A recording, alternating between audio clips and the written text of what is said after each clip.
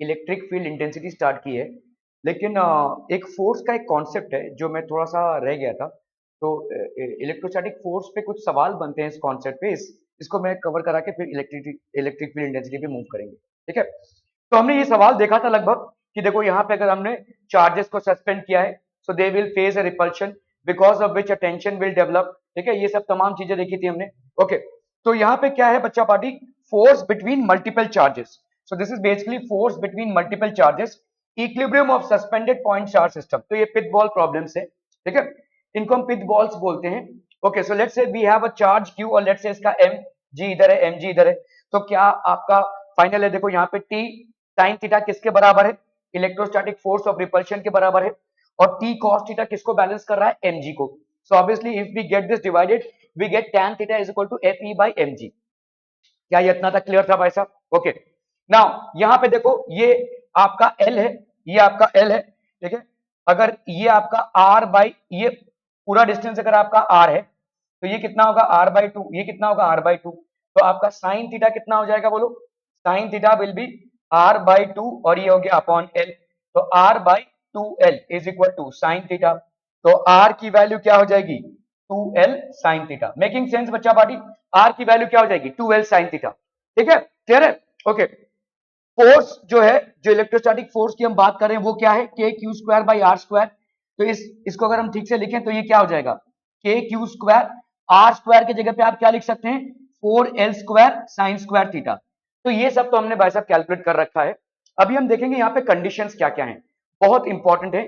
ठीक है, ओके, जैसे यहाँ पे अगर आप समझो ये जो टेंशन है बेसिकली, ये टेंशन जो है, ये टेंशन दो फोर्सेस की वजह से बन रही है। ठीक है, सो हम इस टेंशन को क्या लिख सकते हैं, f e plus m g का स्क्वायर। लेकिन रिजल्टेंट हो जाएगा ना भाई साहब, देखो ये टेंशन इस तरफ है, तो इस टेंशन का अगर मैं यहाँ पे एक इक्वल ऑपोजिट टेंशन निकालूं, समझ में आ रहा है, ये टेंशन इस तरफ अगर मैं इक्वली बैलेंस कर लूं इस टेंशन को, तो इसका मतलब क्या हो जाएगा, it will be a resultant of the m g which is acting downwards and the f e which is acting दिसवर्ड।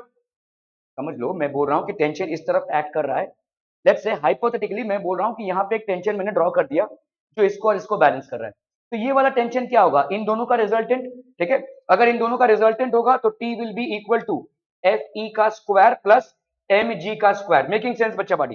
ठीक है, ओके, तो ये एक एक चीज है जिसको आपको नोट बनाना है अगर ऐसा है तो। अभी हम यहाँ पे केसेस देखेंगे, ठीक है, जिसको हमने कंसिडर नहीं किया था अभी तक, इस पे सवाल बनते हैं। ठीक है, तो आपका देखो अगर Q1 और Q2 बराबर है, if the charges Q1 and Q2 are equal, तो मतलब Q1 एंड Q2 अगर इक्वल है और मासेस M1 एंड M2, मतलब इन पिट बॉल्स के जो मास हैं वो भी बराबर है। If the charges Q1 and Q2 are equal and if the masses are also equal, then theta one will be equal to theta two. ये थीटा वन और ये थीटा टू भी बराबर होगा। ठीक है, सेल्फ एक्सप्लेनेटरी है भाई साहब। अगर चार्जेस Q1 एंड Q2 बराबर है और M1 और M2 बराबर है तो थीटा वन और थीटा टू भी बराबर होगा। The angle which is made with the perpendicular और नॉर्मल टू द सीलिंग, ठीक है, this angle will be equal by the string. ठीक है, जो स्ट्रिंग जो एंगल बना रहा है नॉर्मल के साथ वो भी बराबर होगा। Are we clear to this one people? समझ में आता हम? Okay, if Q1 is not equal to Q2, अगर Q1 और Q2 बराबर नहीं है, M1 is equal to M2, then also theta one will be equal to theta two. समझ में आ रहा है ये? ठीक है, तब भी आपका थीटा वन और थीटा टू बराबर हो जाएगा। ठीक है, if Q1 is not equal to Q2, however M1 is equal to M2, तो भी आपका थीटा वन और थीटा टू बराबर होगा। हाँ, अगर आपका दोनों भी भाई साहब, अगर Q1 और Q2 बराबर है लेकिन M1 और M2 बराबर नहीं है, तो थीटा वन और थीटा टू बराबर नहीं होंगे। तो थीटा वन और थीटा टू का बराबर होना आपका M1 और M2 पे डिपेंड करता है, ना कि Q1 और Q2 पे। समझ में आ रहा है? रिपल्शन होगा, दोनों चिटकेंगे, लेकिन ये थीटा वन और थीटा टू तभी बराबर होगा जब M1 और M2 बराबर हो। ठीक है, अगर Q1 और Q2 बराबर नहीं है लेकिन M1 और M2 बराबर है तो थीटा वन और थीटा टू बराबर होगा। ठीक है, अगर आपका Q1 और Q2 बराबर है लेकिन M1 और M2 बराबर नहीं है तो theta one will not be equal to theta two. ठीक है, सो इसको गांठ बांध कर समझिए कि भाई साहब theta one will be equal to theta two if and only if M1 is equal to M2। ठीक है, ये एक कंडीशन पे ही थीटा वन और थीटा टू बराबर होगा, अगर चार्जेस के लिए आपका सेपरेशन हो रहा है। ठीक है, अब आते हैं हम दूसरे पार्ट में। tan थीटा आपका क्या हो जाएगा बोलो, f E by M g. समझ में आ रहा है ये, f E by M g, क्योंकि देखो यहाँ पे देखो क्या है, ये आपका भाई साहब क्या है, थीटा है कि नहीं, दिस इज बेसिकली थीटा। तो tan थीटा क्या हो जाएगा बोलो, tan थीटा, अगर मैं tan थीटा देखूं तो परपेंडिकुलर, दिस अपॉन दिस, है कि नहीं, एम जी इधर है तो एफ ई इधर है, तो f E by M g. Okay, तो अगर m1 की वैल्यू m2 से ज्यादा, अगर m1 की वैल्यू, तो जिसकी m की वैल्यू देखो, tan theta is equal to fe by mg, तो obviously tan theta is inversely proportional to m, तो m की वैल्यू ज्यादा तो tan theta की वैल्यू कम, m की वैल्यू कम तो tan theta की वैल्यू ज्यादा। क्या ये समझ में आ रहा है? ऑब्वियस सी बात है। तो m1 अगर m2 से ज्यादा हो गया तो तो यहाँ पे क्या हो जाएगा, m1 अगर m2 से ज्यादा हो गया तो अपन लिखेंगे tan theta 1 will be less than tan theta 2, ठीक है, which means that obviously theta 1 will be less than theta 2 because theta is an increasing function। क्या ये समझ में आ रहा है? ओके, इसमें आते हैं हम भाई साहब, अगर m1 is less than m2 तो यहां पे हम क्या लिख सकते हैं बोलो, then tan theta 1 is greater than tan theta 2, ठीक है, इसका मतलब क्या हो जाएगा, theta 1 will be greater than theta 2, ठीक है। Are we clear on this one people? हम तो आपका थीटा 1 और थीटा 2 का पूरा चक्कर m1 और m2 की वजह से हो रहा है, ना कि q1 और q2 की वजह से। क्या ये समझ में आ रहा है? ठीक है, so this will be entirely due to this. Otherwise अगर m1 और m2 बराबर तो सब कुछ थीटा 1 थीटा सब बराबर हो जाएगा, ठीक है। So just make a note of these three things and this one as well, क्योंकि ये सवाल घूम फिर कर आते हैं, ठीक है।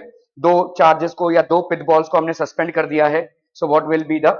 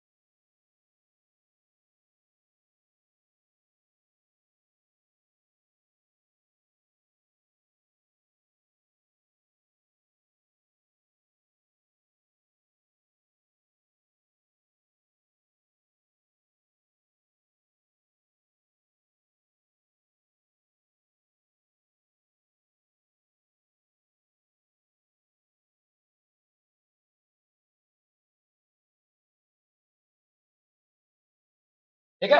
ओके, लेट्स मूव अहेड बच्चा पार्टी। तो केस वन, अगर आपका Q1 is equal to Q2, M1 is equal to theta 1 theta 2 के बराबर, Q1 is not equal to Q2, M1 is equal to, then also theta 1 is equal to theta 2। Let's say ये alpha हो गया भाई साहब, यहाँ पे हम अल्फा अल्फा लिख सकते हैं, थीटा 1 और थीटा 2 बराबर है तो इसको अल्फा लिख दिया, इसको अल्फा लिख दिया। If Q1 is equal to Q2, however M1 is not equal to M2, then theta 1 is not equal to theta 2, ठीक है। तो यहाँ पे हम क्या लिख सकते हैं भाई साहब, यहाँ पे अगर M1 is greater than M2 तो ऑब्वियसली भाई साहब आपका theta 1 will be lesser than theta 2, लिख सकते हैं हम alpha is lesser than beta, ठीक है, क्लियर है? Okay, if the whole system is placed in gravity free space, तो इसका मतलब अभी आप कौन से फैक्टर को पूरा पूरा एक्सक्लूड कर रहे हैं, acceleration due to gravity, mg को, ठीक है।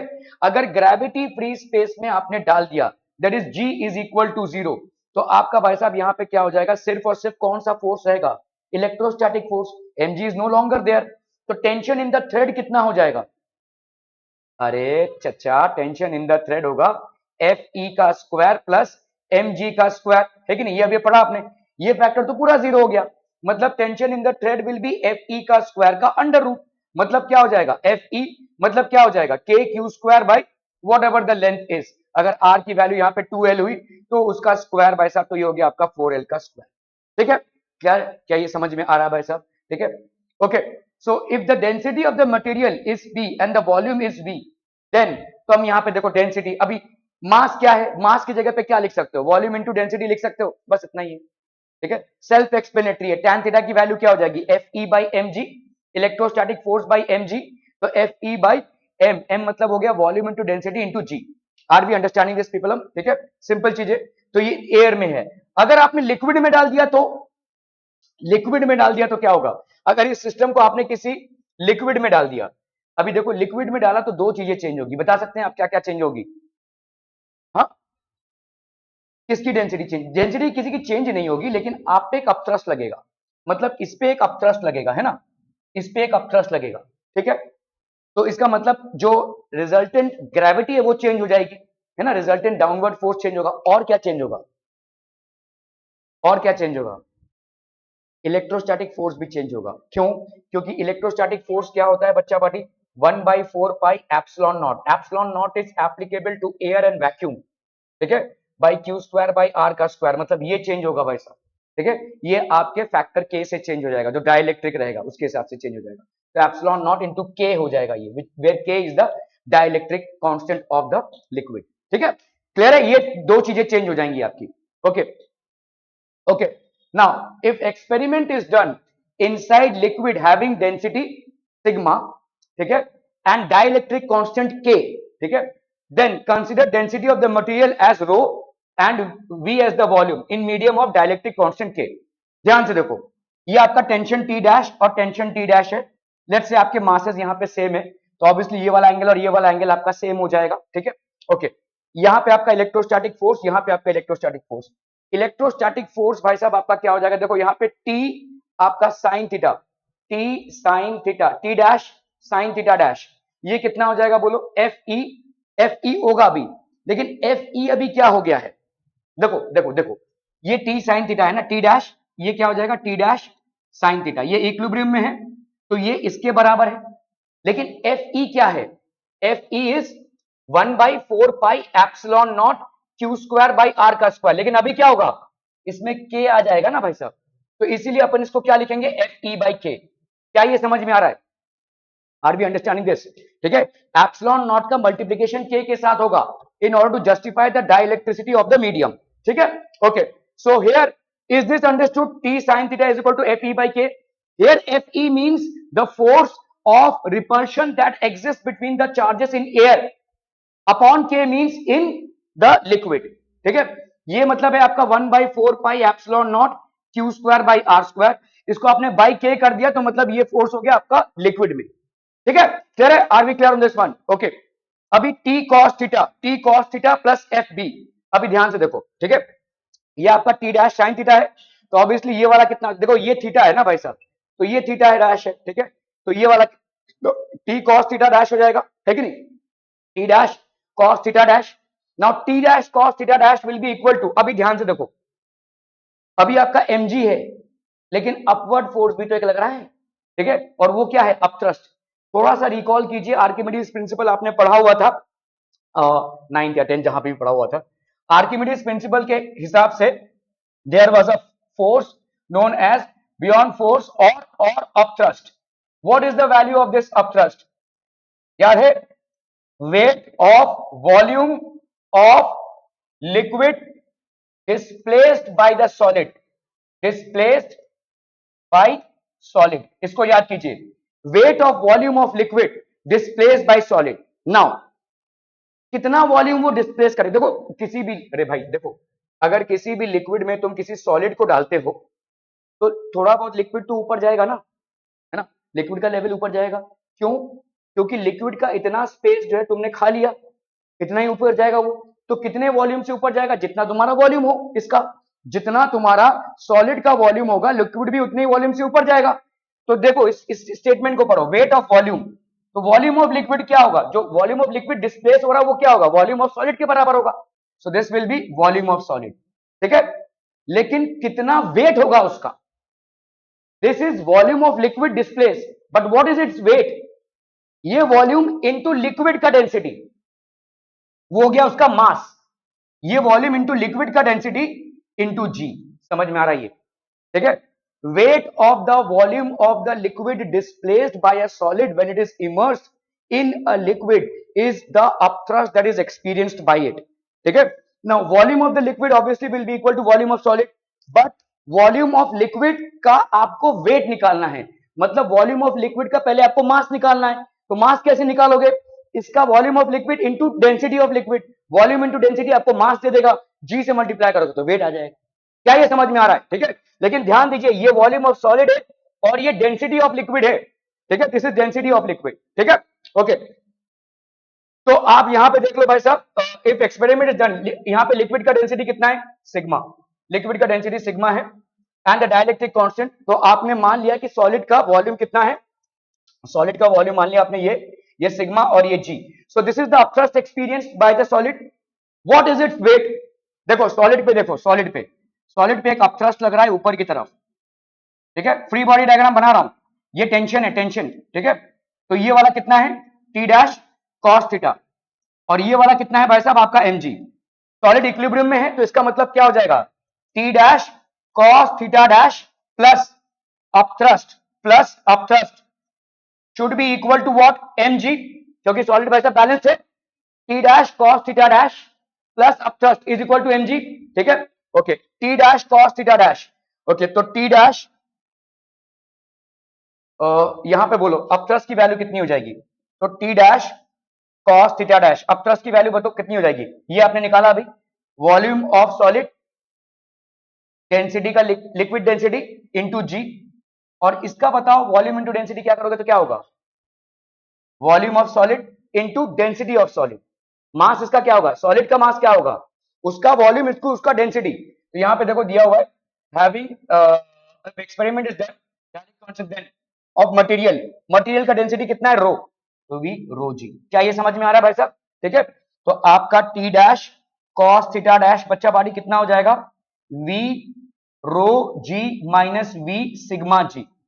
ये वॉल्यूम ऑफ सॉलिड है, ये जी तो जी है, ये भाई साहब क्या है आपका? डेंसिटी ऑफ द सॉलिड, और ये क्या है आपका? डेंसिटी ऑफ द लिक्विड, याद रखिए। ठीक है, तो यहां पे हो जाएगा V G rho minus sigma that is T dash cos theta dash. अभी कर लो भाई साहब, आपका टी साइन थीटा डैश कितना आया था? इतना। ठीक है, एफ ई बाई के, तो अगर मैंने इसको डिवाइड किया तो ये आ जाएगा tan theta dash. T dash cancel हो गया। व्हाट डू आई गेट बच्चा बाड़ी? What do I get? यहां पे हो जाएगा F E by K upon V G by rho minus sigma, we G by rho minus sigma. ठीक है, F E by K by rho ji minus sigma. क्या ये समझ में आ रहा है भाई साहब आपका? तो एफ ई बाई के, अगर आप इसको करना चाहते, देखो यहां से वी जी मैंने कॉमन निकाल लिया यहाँ पे, लेकिन वैसा ही रखा है, rho we g minus sigma we g, वही चीज है। देखो ठीक है, हमने वी जी को बाहर निकाला तो सिग्मा, सॉरी रो माइनस सिग्मा हो गया। ठीक है, क्लियर है। चलिए इसको अपन नीचे लेते हैं, तो एफ ई बाई यहाँ पे क्या हो गया बोलो? के। ठीक है, वी जी। ठीक है, के वी जी, और यहाँ पे क्या है भाई साहब आपका? रो माइनस सिग्मा। ठीक है, रो माइनस सिग्मा। अगर मैंने भाई साहब जबरदस्ती का यहाँ पे ऊपर नीचे रो से मल्टीप्लाई कर दिया तो एफ ई, ठीक है, इस फ्रैक्शन में के वी जी ऊपर रो से मल्टीप्लाई किया और इसको भी भाई साहब रो से मल्टीप्लाई कर दिया, सिग्मा बाई रो। ठीक है, ये रो कैंसिल हो जाएगा बेसिकली, ऐसा लिख सकते हैं। देखो can be right this, rho we G K sigma minus सी। ठीक है, क्लियर है? ओके, तो आपका टैन थीटा, अभी आप थोड़ा सा पीछे जाइए भाई साहब, आप अगर if you basically look into this, जब यहां पे लिक्विड में मीडियम में नहीं था तो क्या था आपका? ये था आपका T sine theta is equal to कितना था बोलो? T sine theta is equal to F E था भाई साहब, और टी कॉस थीटा क्या था भाई साहब? T sine theta, sorry T sine theta is equal to F E, T cos theta is equal to M G था, है कि नहीं? तो आपका टैन थीटा कितना था बच्चा बाड़ी? Tan theta was how much? F E by M g, है कि नहीं? ठीक है, F E by M g मतलब एफ ई बाई, ये एम जी मतलब क्या था? Volume density of the material into g, ऐसा था कि नहीं? ठीक है, अब इस पे आओ। ठीक है, इस पे आओ, तो यहां पे तुम्हारा भाई साहब क्या है? Tan theta. ध्यान से देखो, ये है आपका टैन थीटा डैश। ठीक है, इसमें उठाओ इसको, तो ये एफ ई, ये एफ ई हो गया भाई साहब। ठीक है, और क्या है भाई साहब आपका? एफ ई, और यहां पे we rho ji, we rho जी। क्या ये समझ में आ रहा है? ये क्या हो जाएगा भाई साहब? ये तो आपका टैन थीटा हो गया। ठीक है, सो दिस विल बी, इसका मतलब tan theta dash will be equal to tan theta upon k into rho minus sigma upon rho. क्या ये समझ में आ रहा है बच्चा? ठीक है, के माइनस सिग्मा। अभी इसको भाई साहब अगर करोगे आप तो हम इसको क्या लिख सकती है? इसको अपन 1 माइनस सिग्मा बाई रो भी ले सकते हैं। भाई देखो ना यहाँ पे, इसको अगर ऐसे लिखना है तो ऐसे भी लिख सकते हो, या अगर आपने ऐसे किया देखो तो this can be done as tan theta dash is equal to tan theta upon k, इसको भाई साहब rho by rho minus sigma by rho, ठीक है, so that will be tan theta upon k 1 minus sigma by rho, ठीक है, clear है। तो अगर एयर में आपने दो मासेस को, पिथबॉल्स को सस्पेंड किया रहेगा, सेम चार्जेस, तो आपका tan थीटा अगर एंगल बन रहा होगा, और अगर आपने किसी लिक्विड में सस्पेंड किया रहेगा तो जो एंगल बनेगा, this is the relationship. if you have not changed the magnitude of the charges, if you have not changed the length of the string, then the angle that is formed inside the liquid, the tan theta dash will be equal to tan theta upon k, that is dielectric constant of the solid 1 minus rho by g। क्या ये derivation समझ में आ रहा है? और repeat telecast is required, बताओ पूरा पूरा हम कर सकते हैं, चलेगा? Is it understood? ठीक है, is it understood? Okay okay okay, ठीक है, ओके। तो जैसे यहां पे देखो सवाल है, two identical charge spheres are suspended by strings of equal length, each string makes an angle theta with the vertical when suspended in liquid of density 0.8 gram per centimetre cubic, the angle remains the same, ठीक है। What is the dielectric constant of the liquid? देखो अभी अभी तुमने formula पढ़ा है, तो formula तुम अगर लगाओगे, अगर नहीं लगाओगे तो भी आप डेरिवेशन फटाक से कर सकते हो। तुमने अभी अभी क्या पढ़ा? tan थीटा डैश की वैल्यू क्या होती है? tan theta upon k 1 minus rho by g, rho by sigma ना, नहीं sigma by rho, sigma by rho, where sigma by rho, ठीक है, where sigma is basically density of the liquid और rho is basically density of the solid, ठीक है। Sigma is what बच्चा पार्टी? Density of liquid, ठीक है, and rho is density of solid, ठीक है। तो यहां पे क्या बोला जा रहा है? एंगल रिमेन्स द सेम, मतलब ये वाला और ये वाला आपका बराबर, मतलब ये कैंसिल हो जाएगा सीधा सीधा, तो 1 is equal to 1 upon k 1 minus sigma by रो। अभी कर लो भाई साहब, ठीक है, K into 1 minus sigma by rho is equal to 1, ठीक है। तो आपका भाई साहब यहाँ पे के की वैल्यू कितनी है? Dielectric constant liquid and find करनी है, ओके चलिए भाई साहब फाइंड करनी है, तो K is equal to 1 by 1 minus sigma by rho, so 1 by 1 minus liquid of density कितना है? 0.8 and two identical spheres are when suspend liquid of density, the angle remains. What is the dielectric constant? Density of the sphere is 1.6, ठीक है, तो ये हो गया 1 minus half हो गया ये बेसिकली, तो 2 हो जाएगा बेसिकली, है ना, दिस विल बी 2।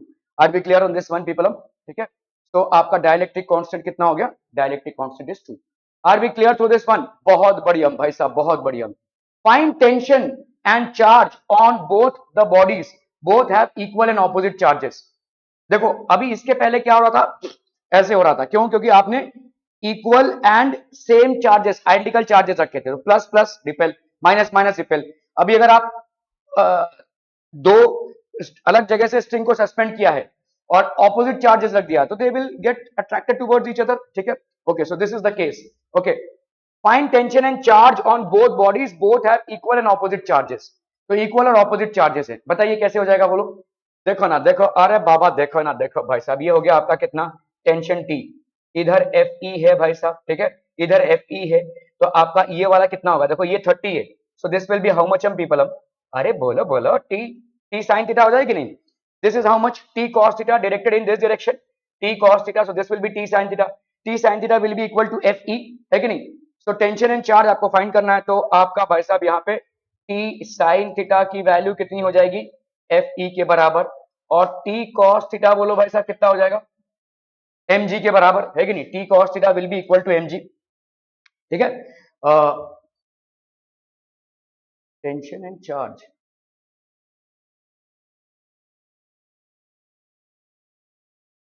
तो यहां पे tan थीटा की वैल्यू कितनी हो जाएगी बोलो? tan थीटा की वैल्यू हो जाएगी F E by M G, ठीक है। tan 30 है ना, tan 30 is equal to F E, that is 1 by 4 pi epsilon naught Q square by R का स्क्वायर, दैट इज एक्स का स्क्वायर, नहीं एल का स्क्वायर ना, नहीं यार एल तो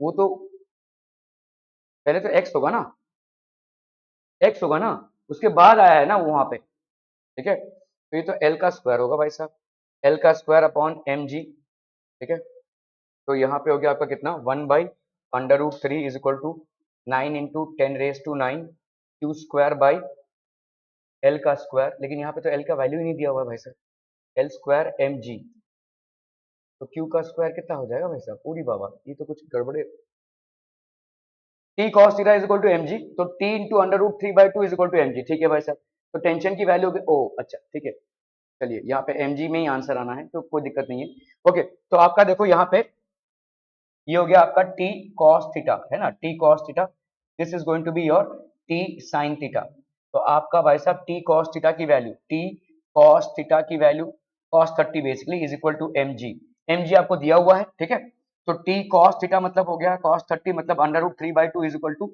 एम जी, तो टेंशन की वैल्यू क्या हो जाएगी 2mg/√3, क्या ये समझ में आ रहा है, ठीक है, are we clear on this one, okay okay okay, तो टेंशन का वैल्यू हो गया, okay, now you have to find out the value of the charge, how will you find out the value of the charge, तो आप यहाँ पे कर लो टी साइन थीटा की वैल्यू क्या हो जाएगी, ये K Q square by L का स्क्वायर, देखो एक्स का स्क्वायर नहीं है, ठीक है, डोंट कंफ्यूज, यहाँ पे एल का स्क्वायर क्यों लिया हुआ है यार, लेकिन अच्छा यहाँ तक आए हुए हैं तो अभी फोर्स लग रहा है, ओके, देखो जब ये डिस्टेंस में सेपरेटेड थे तब इनके बीच में डिस्टेंस था, ये अच्छा लर्निंग है, तब यहाँ पे डिस्टेंस था x, now this is the maximum distance that they have covered, तो अभी ये इक्विलिब्रियम में है, क्या यहाँ पे ये इक्विलिब्रियम में थे, नहीं थे, नहीं थे बोल के ही तो ये यहाँ पे आए ना, the system was not at equilibrium and in order to become an equilibrium it came here, तो आप कौन सा डिस्टेंस लोगे between the charges, this distance, when you are equating, देखो अगर मैं बोलूं कि आपका फोर्स एक्चुअली रिपल्शन कितने का लगेगा, ये एक्स स्क्वायर होगा भाई साहब, लेकिन यहाँ पे अरे यार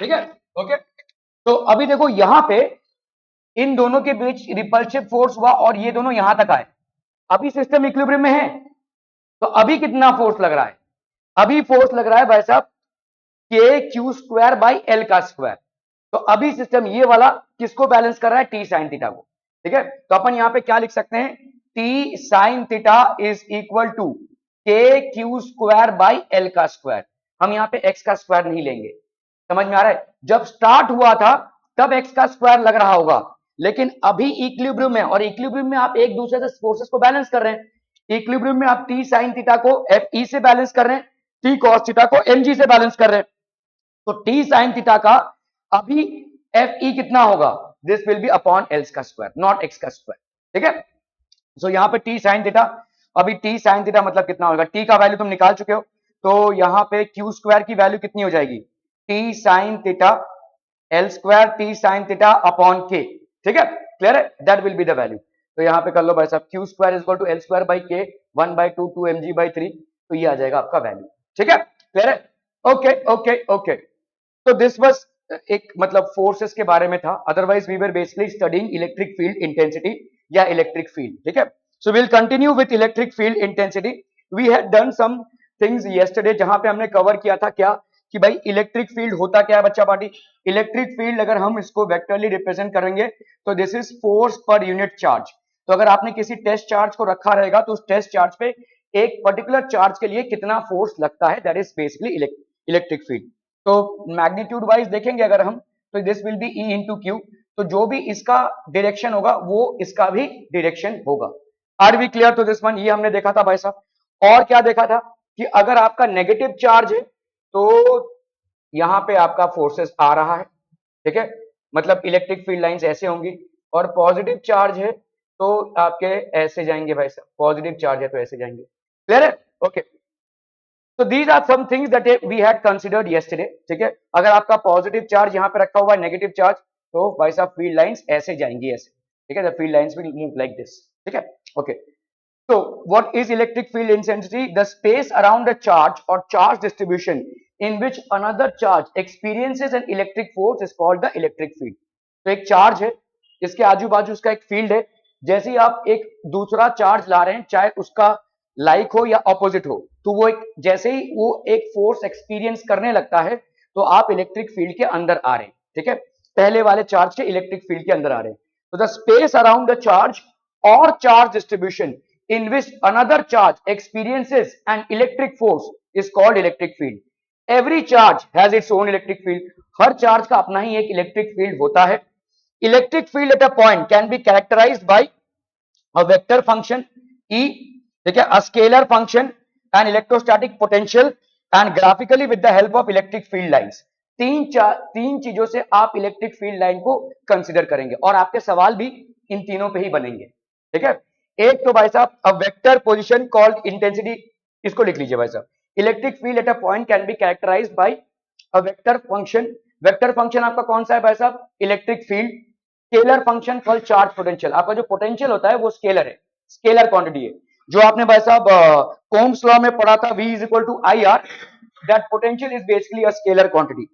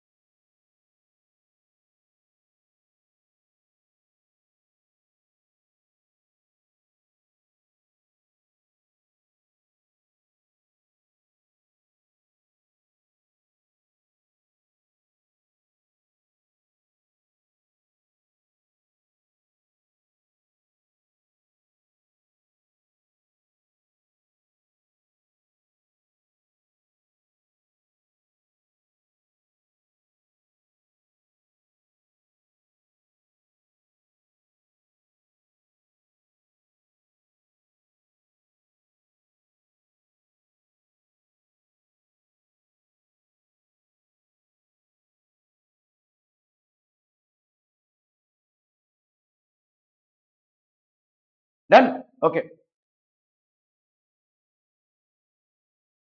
electric field due to positive and negative charge.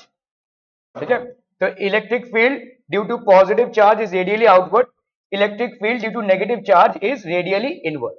ठीक है, कह रहे भाई साहब, okay okay okay. It is defined as a net force experience by a unit positive charge. तो intensity of electric field, electric field बोल लो या इलेक्ट्रिक फील्ड इंटेंसिटी बोल लो, दोनों एक ही चीजें हैं। लोग अक्सर इसमें कंफ्यूज हो जाते हैं।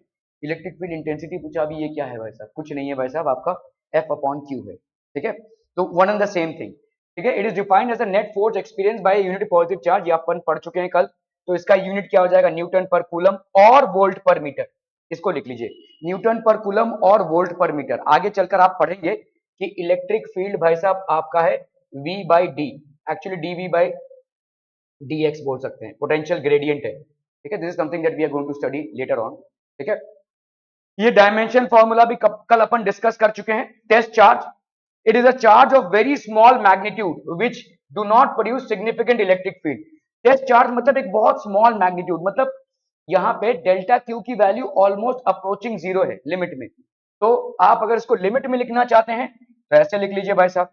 सो limit delta Q Q not approaching zero F by Q not, ठीक है, ये हो जाएगा आपका test charge. It is a vector quantity whose direction is always in the direction of force experienced by a positive test charge and opposite to that of force experienced by a negative test charge। ठीक है, clear है? Are we clear on this one people? Okay okay okay. Electric field due to a positive charge is always away from it while due to a negative charge it is always towards it। कर चुके अपन भाई साहब, ठीक है। Force on a point charge in the same direction of electric field. तो आपका भाई साहब देखो electric field is equal to force upon Q. अभी भाई साहब देखो यहाँ पे ये वेक्टर ये तो स्केलर, तो इसका क्या डायरेक्शन होगा? जो इसका डायरेक्शन होगा, ठीक है। तो direction of electric field and force is the same, ठीक है, both are vectors. whatever is the direction of the electric field same is the direction of electric force, ठीक है। Okay, so that is basic। तो अगर आप देखोगे plus Q charge का क्या होगा? इसका डायरेक्शन ऑफ इलेक्ट्रिक फील्ड क्या है? इस तरफ, तो इसका डायरेक्शन ऑफ फोर्स भी क्या होगा? इस तरफ होगा। Force will be equal to Q E. Minus का क्या होता है भाई साहब? आपका इस तरफ है, तो एक्चुअली पॉजिटिव इधर है, तो नेगेटिव अगर आप देखोगे तो माइनस क्यू ई हो जाएगा, ठीक है। Force will be towards left. Okay, a charge of 10 microcoulomb and minus 10 microcoulomb is placed in uniform electric field of 5 into 10 raised to 6 Newton per coulomb directed along the positive x-axis। Find out force acting on positive and negative charge। तो आपका force on positive charge कितना हो जाएगा? Q into E, that will be this, ठीक है, 50 IN, और this will be Q into E, that is minus 50 IN। क्या ये समझ में आ रहा है भाई साहब? ठीक है, फोर्स 50 I cap N और minus 50 I cap N। Are we clear on this one people? ठीक है ठीक है ठीक है। हाँ बोलो बोलो। हाँ ओके, तो ये नेगेटिव चार्ज है, तो फोर्स एक्चुअली किधर होना चाहिए? इधर। तो अगर मैं फोर्स को इधर लूं तो माइनस हो जाएगा। देखो अगर मैं बोल रहा हूं कि कोई वेक्टर इस तरफ अगर मैं ले रहा हूं तो वो पॉजिटिव है, ठीक है, कोई वेक्टर है, तो अगर मैं वेक्टर का ये वाला वर्जन लूं तो क्या हो जाएगा? माइनस हो जाएगा। तो सेम थिंग इज देयर, ठीक है। अगर मैंने यहाँ पे प्लस क्यू ई लिया तो इससे क्या क्या हो जाएगा? माइनस क्यू ई हो जाएगा, ठीक है। आप ऐसे कर लो, यहाँ पे देखो, तो इसका मतलब अगर मैं फोर्स देख रहा हूं यहाँ पे, तो फोर्स किस तरफ होगा? Force here is plus Q E अगर है 50 आई कैप एन, तो ये वाला हो जाएगा माइनस 50 आई कैप एन, ठीक है। समझ में आ रहा है? Negative charge. Okay okay okay. Calculate the electric field intensity which would be just sufficient to balance the weight of a particle of charge minus 10 microcoulomb and mass 10 micrograms, ठीक है। G की वैल्यू आपको दी हुई है। अभी ध्यान से देखो, ये आपका क्या है भाई साहब? आपका this is a negative charge. तो अगर मतलब इसको फंसा के रखना है, इसको नीचे नहीं गिरने देना है, ठीक है। तो मुझे एक ऐसा इलेक्ट्रिक फील्ड क्रिएट करना है या फोर्स क्रिएट करना है कि नीचे ना गिरे। नीचे किस वजह से गिरेगा? mg की वजह से। So I have to create a force which is equal to this mg। Are we clear? ठीक है। Now when I create a force, where will the force be acting on this side, ठीक है। तो अभी force की value भाई साहब E क्या होता है आपका? Force by Q। तो आपका भाई साहब फोर्स क्या हो जाएगा? Q इंटू E, ठीक है। तो कितना आप इलेक्ट्रिक फील्ड, तो आपका ये जो QE है, ये किसको, ये फोर्स किसको बैलेंस करेगा? This will B balancing the mg part, ठीक है। तो QE that is force will be equal to mg, that is QE will be equal to mg। तो E की वैल्यू कितनी हो जाएगी? mg by q। कर लो भाई साहब, यहाँ पे m की वैल्यू ये हो गई, ठीक है, और q की value 10 into 10 raise to minus 6, ठीक है। तो आपका कितना आ गया? 10 न्यूटन पर कूलम। बोलिए। हाँ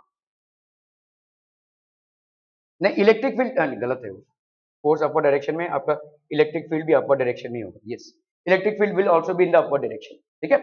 और कोई क्वेश्चन, डाउट, एनीथिंग? ठीक है, क्लियर है? क्लियर है? Are we clear on this one? Okay, चलिए। A positively charge oil drop, देखो आपका जो मिलिकन का ऑयल ड्रॉप एक्सपेरिमेंट था, जो आपने स्ट्रक्चर ऑफ एटम में पढ़ा था, जिसमें आपका चार्ज टू मास रेशियो निकाला था, उन्होंने बेसिकली क्या किया था? देखो यहाँ पे एक बॉक्स रखा हुआ उन्होंने, ट्रांसपेरेंट बॉक्स है, और यहाँ पे क्या किया है उन्होंने, एक जो वो लोग होते हैं ना जो मशीन ऑयल डाल, जो लोग गाड़ी उड़ी का सर्विसिंग करते हैं, उनके पास एक ऐसे, तो तेल ऐसे स्प्रे से निकलता है, ठीक है। तो यहाँ पे ऐसा रखा हुआ है और यहाँ पे एक होल बना दिया है, तो ऐसे तेल को ऐसे स्प्रे कर रहे हैं, और ये चार्ज प्लेट है। जैसे ही ऑयल ड्रॉप इसमें से निकलेगा तो वो चार्ज हो जाएगा। इन्होंने यहाँ पे एक बैटरी लगा दी है इन दोनों को ऐसा के, ठीक है, बैटरी लगा दी तो पोटेंशियल डिफरेंस क्रिएट कर दिया है। तो जैसे ये चार्ज गिर रहा, मतलब ये ऑयल ड्रॉप जो है वो, उसका मास तो है, वो गिर रहा है, लेकिन ऐसा पोटेंशियल इन्होंने कर दिया है कि ऑयल ड्रॉप यहां पे स्टक हो गया है, ठीक है, because he has created a potential difference. Obviously what happens when the oil which is spread over here, when it passes through this hole, it gets charged, but the charge here repulses it so that it stays wherever it is. यही same चीज होती है आपकी mg is equal to Q e. इससे अपन क्या निकाल सकते हैं, charge is to mass ratio. तो q by M is equal to g by e, ठीक है, ये charge is to mass ratio e by m, ये e बाई एम का रेशियो निकाल दो, ठीक है, that is how e by m ratio is calculated. और इसी e बाई एम रेशियो से आप मास ऑफ इलेक्ट्रॉन निकालते हो, मास ऑफ प्रोटॉन निकालते हो। ये आपका भाई साहब मिलिकेंस ऑयल ड्रॉप एक्सपेरिमेंट था, ठीक है। खैर अब यहाँ पे देखते हैं हम, positively charge oil drop is in equilibrium in a uniform electric field. तो आपका पॉजिटिवली चार्ज ऑयल ड्रॉप है, ठीक है, ये पॉजिटिवली चार्ज है, लेट्स से इसमें पॉजिटिव चार्ज क्यू का है। इफ सडनली, तो यहाँ पे direction of electric field obviously इसको क्या रहेगा भाई, देखो इसको ऐसे समझो, इलेक्ट्रिक फील्ड किस डायरेक्शन में होना चाहिए भाई, इसका mg तो नीचे लग रहा है तो ऑब्वियसली ऑपोजिट डायरेक्शन में रहना चाहिए, मतलब इधर क्या होगा, कौन सा चार्ज होगा, पॉजिटिव होगा ना भाई साहब, पॉजिटिव से तो ऊपर जाता है ना, मतलब पॉजिटिव से तो इलेक्ट्रिक फील्ड बाहर निकलती है ना, तो ऑब्वियसली इधर पॉजिटिव होगा और इधर कहीं पे नेगेटिव होगा। खैर हमको उसमें नहीं जाना है, अभी हमको ये समझना है कि इलेक्ट्रिक फील्ड ऑब्वियसली ऊपर की तरफ होगा, जो हमने अभी किया। देखो QE की वैल्यू किसके बराबर होगी, mg के बराबर। Q is the charge on the oil drop, ठीक है, E is the electric field that you have applied in order to keep it stagnant and not allowing it to fall. M is the mass of the oil drop and G is the acceleration due to gravity. Are we understanding this? ठीक है, okay. तो QE is equal to mg. अभी यहाँ पे क्या बोला जा रहा है, if suddenly direction of electric field is reversed, तो डायरेक्शन ऑफ इलेक्ट्रिक फील्ड अगर आप रिवर्स कर दोगे तो क्या होगा, देखो यहां पे ये रिपल्स कर रहा है ना इसको, इलेक्ट्रिक फील्ड ऊपर की डायरेक्शन में, मतलब यहां पे क्या है, पॉजिटिव है, इसको रिपल्स कर फंसा हुआ ये। अगर मैंने इसको इधर कर दिया, तो अगर मैंने इसको इधर कर दिया, प्लस को इधर ले लिया, इधर माइनस, तो इसको भाई साहब ये तो वैसे भी नीचे गिरने वाला था, तो mg प्लस ई हो जाएगा जो नीचे की तरफ है भाई साहब, mg प्लस फोर्स ये नीचे की तरफ हो जाएगा, ठीक है। When electric field is reverse, then what is the force with which it is falling, mg was any which way is there downwards, now the electric field is supporting the force downwards, so your force will be downwards। पहले क्या था, QE और mg आपके balance कर रहे थे एक दूसरे को, लेकिन अभी क्या हो जाएगा, दोनों बॉडी को नीचे गिराएंगे, ठीक है, क्योंकि दोनों का डायरेक्शन सेम, ठीक है। ओके, सो आपका यहां पे कितना हो जाएगा, तो आपने देखा भाई साहब QE किसके बराबर था, mg के बराबर, तो इस QE की जगह पे क्या लिख सकते हो, mg प्लस mg, तो ये आपका कितना हो जाएगा 2mg, ठीक है। तो इसका मतलब कितने एक्सेलरेशन से वो नीचे गिर रहा है, ये तो उसका मास हो गया ना भाई साहब, 2mg is equal to ma, ऐसा लिख सकते हैं, तो m और m कैंसिल, तो a की वैल्यू कितनी हो जाएगी 2g, so it is falling down with an acceleration of 2g। Are we clear on this one, मतलब double acceleration due to gravity से वो नीचे गिरेगा, जिसको आपने ठसा के रखा हुआ था, just by changing the electric field now it is falling down with double acceleration, ठीक है, क्लियर है, okay. A charge particle of 1 microcoulomb is placed at the origin, आपने भाई साहब एक 1 माइक्रोकूलम को ओरिजिन पे रखा है, मतलब 0 0 पे रखा है, ठीक है, 1 microcoulomb, I hope everybody understands what do we mean by micro, it is 10 raised to minus 6, 1 microcoulomb at the origin, find the intensity of electric field due to the charge at the position। अभी आप इसको xy axis पे move कर रहे हैं, तो आप गए कहां पे 3 4 पे, मतलब x कोऑर्डिनेट पे आपने 3 मूव किया और y कोऑर्डिनेट पे आपने 4, तो what will be the position vector here, 3i cap plus 4j cap. क्या ये समझ में आ रहा है बच्चा body, are we understanding this, बहुत बढ़िया, ठीक है। Now position of the particle यहां पे क्या हो जाएगा, 3i cap plus 4j cap. तो आपका भाई देखो सिंपल है, अगर ऐसा करना चाहो तो ऐसे करो, और वरना अगर भाई साहब यहाँ पे 3 और 4 को करना चाहो तो ये वाला डिस्टेंस कितना हो जाएगा आपका, 3 square plus 4 square, that is how much 5 meters, ठीक है, okay, so this will be 5 meters. Electric field due to point charge कितना होगा, K Q R square into R cap, तो यूनिट वेक्टर आपका कितना हो जाएगा, R cap will be equal to 3i cap plus 4j cap upon 5। देखो देखो electric field due to point charge, ये भाई साहब आपका कितना होगा, दिस विल बी F, ठीक है, इनटू भाई साहब आपका क्यू। अभी यहाँ पे पॉइंट देखो, आपने इलेक्ट्रिक फील्ड हमने पढ़ा था उस दिन, के क्यू बाई क्या होगा, आर का square, K Q by R का स्क्वायर। इसको अगर आप भाई साहब वेक्टर में कन्वर्ट करना चाहते हैं तो क्या हो जाएगा बोलो, ठीक है, यहाँ पे unit vector in this direction. Now what is the value of unit vector in this direction? Unit vector देखो आपका वेक्टर यहाँ पे क्या है, आपका R is 3i cap plus 4j cap, और मॉड ऑफ आर क्या है, under root of 3 square plus 4 square, that is how much, 5, है कि नहीं? आपको मालूम है कि एक वेक्टर को हम कैसे रिप्रेजेंट करते हैं, मॉड इनटू यूनिट वेक्टर। तो यूनिट वेक्टर को कैसे रिप्रेजेंट करेंगे, वेक्टर अपॉन इट्स मॉड। क्या ये समझ में आ रहा है? तो आर का यूनिट वेक्टर हम कैसे रिप्रेजेंट करेंगे, the vector R itself upon R mod, ठीक है। तो वेक्टर आर क्या है भाई साहब आपका 3i cap plus 4j cap upon the vector R का मॉड कितना निकाला आपने, 5। क्या ये समझ में आ रहा है? तो this will be how much, ये यूनिट वेक्टर की वैल्यू होगी, ठीक है। So this will be how much, के की जगह पे आप क्या डालोगे भाई साहब, 9 इंटू 10⁻⁹, ठीक है। क्यू के जगह पे आप क्या डालोगे भाई साहब, क्यू का के क्यू बाई आर का स्क्वायर होता है इलेक्ट्रिक फील्ड, ठीक है। तो क्यू के जगह पे आप 1 माइक्रो कूलम दैट इज 10⁻⁶, ठीक है, अपॉन भाई साहब यहाँ पे आर का square, K Q by R का स्क्वायर दैट विल बी 5 का स्क्वायर इनटू मॉड ऑफ ये R unit vector that will be 3i cap plus 4j cap upon 5। अब इसको कर लो भाई साहब, यहाँ पे कितना हो जाएगा, ये हो गया आपका कितना 25 और तो यहाँ पे रहा आपका 3i cap plus 4j cap 9 into 10⁻³ upon 125, इतना आ रहा क्या, 25 इंटू 5 125 आएगा भाई साहब। 72 कैसे हो गया ये, how is this turn to 72? ओके, तो इसको पूरा डिवाइड किया होगा, हाँ इसको डिवाइड कर सकते हैं। देखो 1000 आपका 125 से जाएगा 1000, और यहाँ है भाई साहब आपका 125, तो 125 8 जा ना, 5 8 जा 40, 8 2 जा 16 प्लस 4 20, 8 1 जा 8 9 10, तो ये 8 से जा रहा है भाई साहब, 9 8 जा 72, तो 72 into 3i cap plus 4j cap newton पर कूलम या वोल्ट पर मीटर भी लिख सकते हैं, ठीक है। Are we clear to this one people, हम समझ में आता, बहुत बहुत बढ़िया, ठीक है। Calculate the electric field at origin due to infinite number of charges as shown. तो देखो यहाँ पे ओरिजिन है, एक चार्ज 1 2 ऐसा रखा हुआ है भाई साहब, ठीक है, 1 2, यहाँ पे देखो कैसा रखा हुआ है, plus Q plus Q plus Q, यहाँ पे क्यू माइनस क्यू ऐसा रखा हुआ है, ठीक है। ओके, तो इलेक्ट्रिक फील्ड आपको निकालना है, तो इलेक्ट्रिक फील्ड यहाँ पे क्या हो जाएगा बोलो, के क्यू बाई आर का स्क्वायर, ठीक है। इन दोनों का बताओ कितना होगा, के क्यू बाई आर का स्क्वायर दैट इज 1 का स्क्वायर, ठीक है। ओके, इन मतलब इसके बाद आपका क्या आएगा भाई साहब, 2 ना, ठीक है। तो यहाँ पे आएगा ना भाई साहब, एक एक आएगा आपका 4, 6 4 4 4,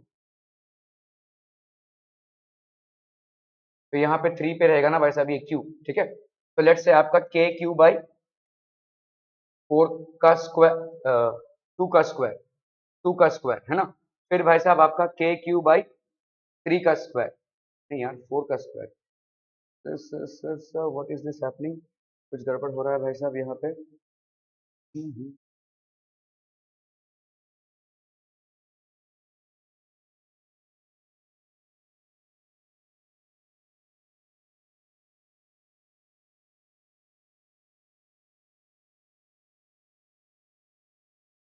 हाँ वो जीपी तो समझ में आ रहा है, लेकिन सीक्वेंस कैसे आ रहा है,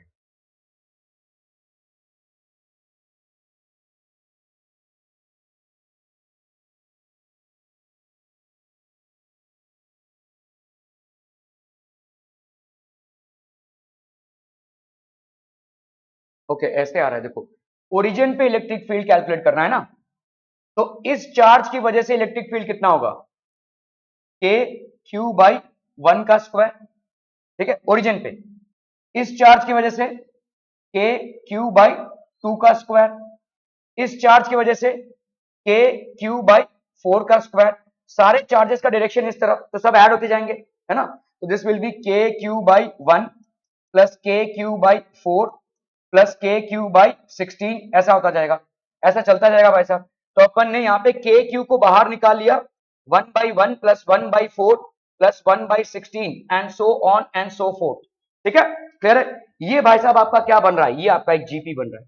ठीक है, ध्यान से देखो, ये जीपी बन रहा है, ज्योमेट्रिक प्रोग्रेशन बोलते हैं। ज्योमेट्रिक प्रोग्रेशन मतलब एक आपका फर्स्ट टर्म होता है और बाकी के आपके कॉमन रेशियोज होते हैं। तो यहाँ पे आपका फर्स्ट टर्म हो गया ए की वैल्यू 1 और आर की वैल्यू कितनी हो जाएगी भाई साहब, 1/4 और सम टू इनफाइनाइट टर्म्स क्या होता है, ए अपॉन 1 माइनस आर। ठीक है, ए अपॉन 1 माइनस आर। तो के क्यू इधर क्या हो गया, ए की वैल्यू 1, 1 minus 1/4, so that is going to be how much, K Q, K Q 1 upon 3/4, so that will be 4kq upon 3, 4kq upon 3, ये हो जाएगा पैसे। ठीक है, now let's calculate this one. ठीक है, यहां पे ओरिजिन पे q के वजह से कितना चार्ज, kq/1 का स्क्वायर। ठीक है, इसके वजह से माइनस kq/4। ठीक है, इसके वजह से प्लस kq/16 है कि नहीं, समझ में आ रहा है ये। तो आपका भाई साहब अगर मैंने kq को निकाला तो किस तरीके का सीरीज बन रहा है, 1/1 minus 1/4 plus 1/16 and so on and so fourth. तो इसका मतलब अभी कॉमन रेशियो क्या, ये जीपी है, ये भी जीपी है। देखो अगर आप -1/4 का कॉमन रेशियो निकालोगे, इसको आपने -1/4 से मल्टीप्लाई कर दिया तो गेट -1/4, -1/4 को -1/4 से मल्टीप्लाई कर दिया तो गेट 1/16। तो here also it is a GP. Again GP का भाई साहब क्या हो जाएगा, ए 1 माइनस आर, ए हो गया आपका 1, 1 माइनस माइनस 1/4, तो ये हो गया 1, 1 प्लस 1/4, तो ये हो गया आपका कितना, 1 अपॉन 5/4, तो ये हो जाएगा 4kq/5। ठीक है, क्लियर है, are we clear on this one people. हम क्या हो गया भाई साहब, एंड कहां हो गया ये, ठीक है, आर वी अंडरस्टैंडिंग दिस बच्चा पार्टी। एक मिनट,